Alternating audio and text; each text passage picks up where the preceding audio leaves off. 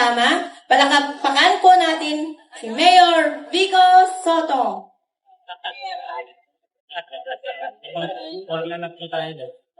Magandang umaga po sa ating lahat.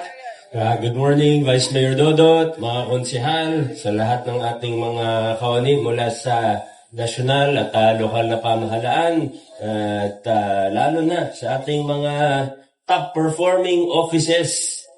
Congratulations po sa inyo. Alam kong well-deserved po ito. Alam kong marami pa rin ibang opisina na maganda rin ang performance. Pero halos nandun na, siguro yung iba, 1 point o 2 points na lang. Kayo na yung mag-rank dun sa top 7 natin. Pero ganun talaga ang buhay, Hindi naman pwede lahat ay top-ranked performing office. Pero siguro, dagdag motivasyon na rin po sa atin para mas maganda-ganda ang natin, pati sa mga bonus natin, mga PBB natin, di ba? Hindi naman talaga yan para sa lahat. Hindi po yan, para lang malinaw po tayo, yung mga ibang incentives, yung bonuses natin, hindi po yan karapatan.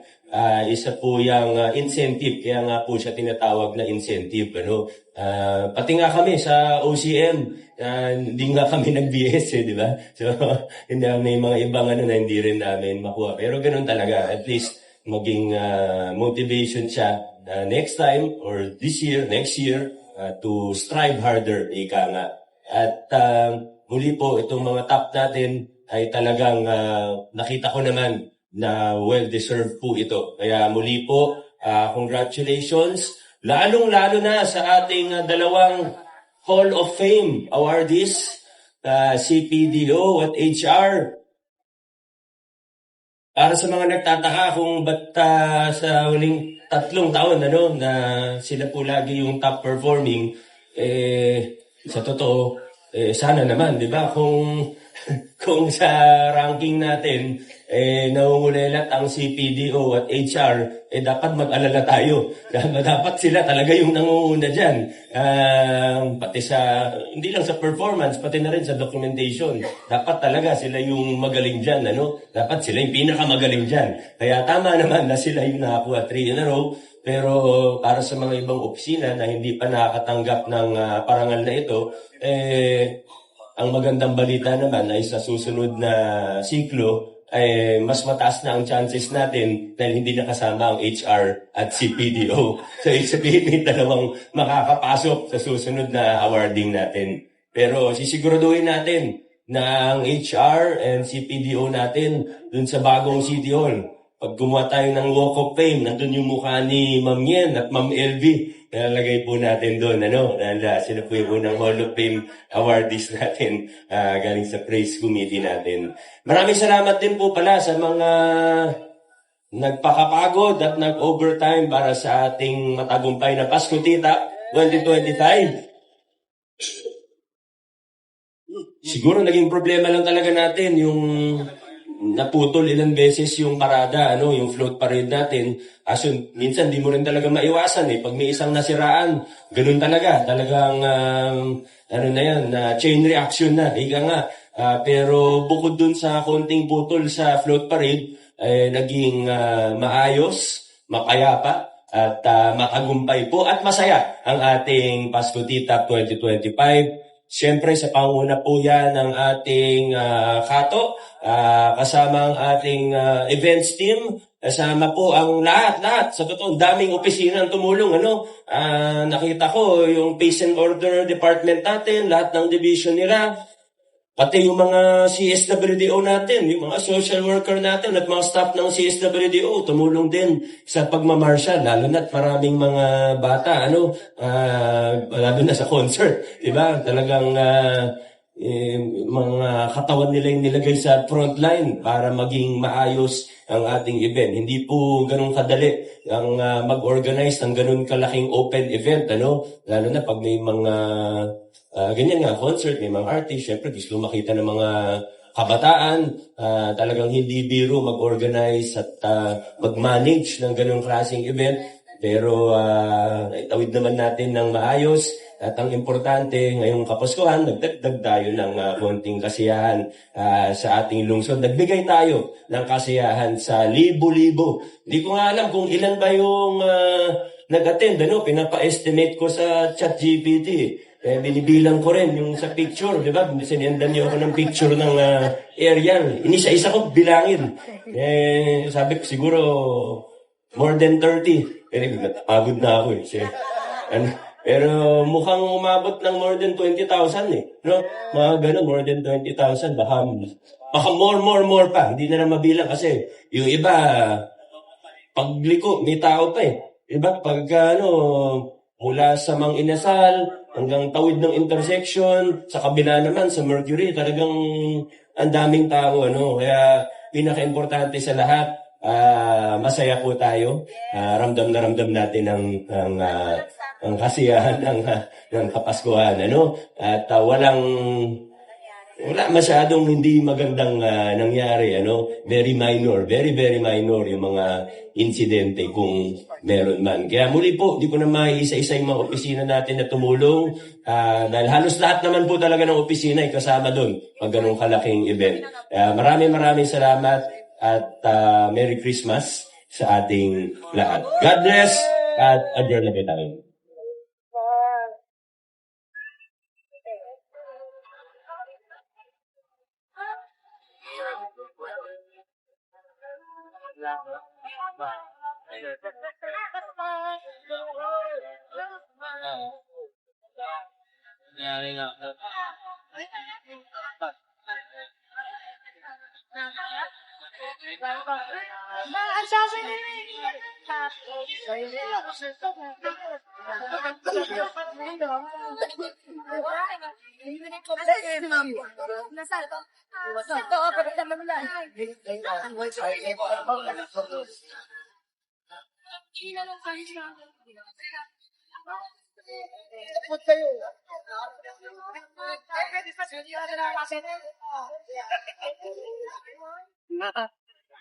Okay po, game 1, 2.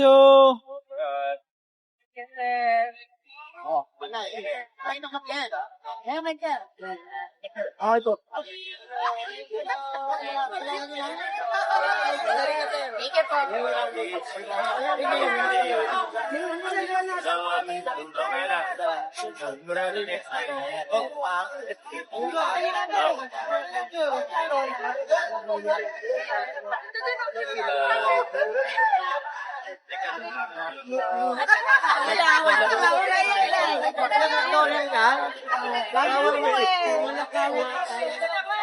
Okay po, game 1, 2. Sa babolas.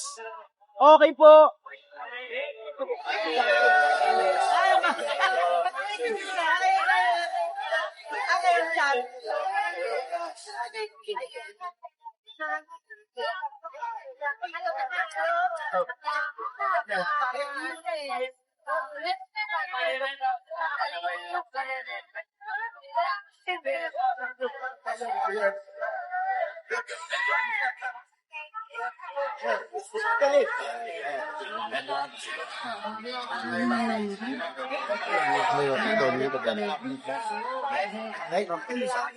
Send mo na lang sa akin.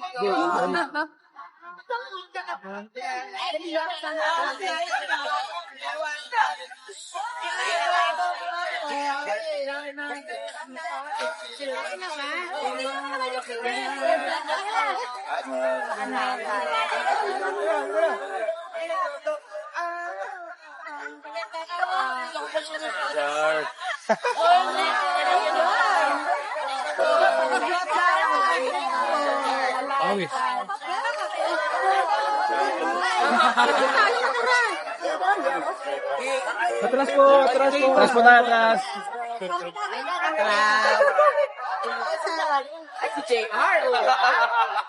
Hindi pa. Okay po, game 1, 2.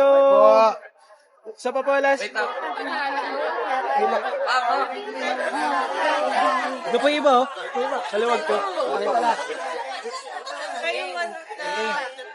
Okay po, game 1, 2. Okay po. Thank you.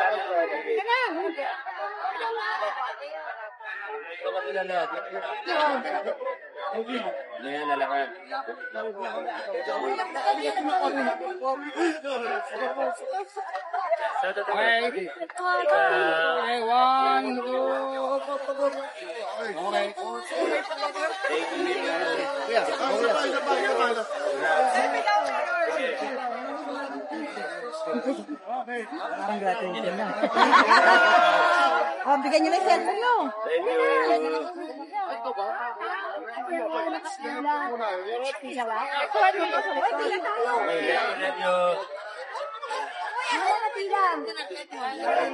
Tila ba? Tila tayo.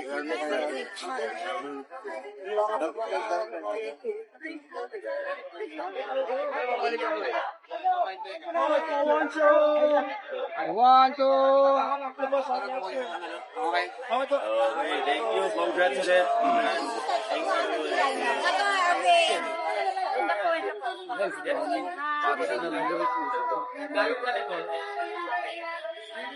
you very much.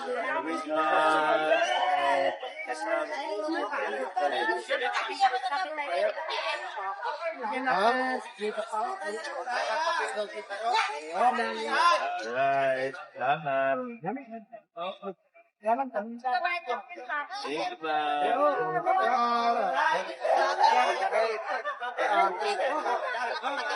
One, two. Alright. Thank you. Merry Christmas. Thank you.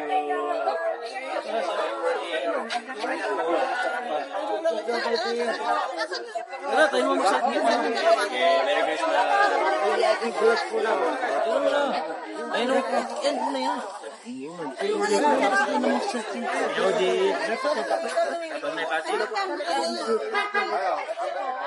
Alright.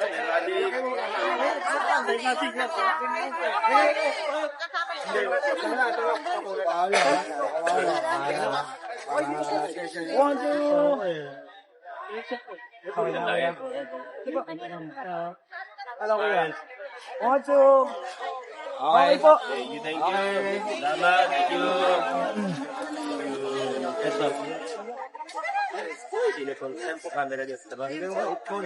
One, two.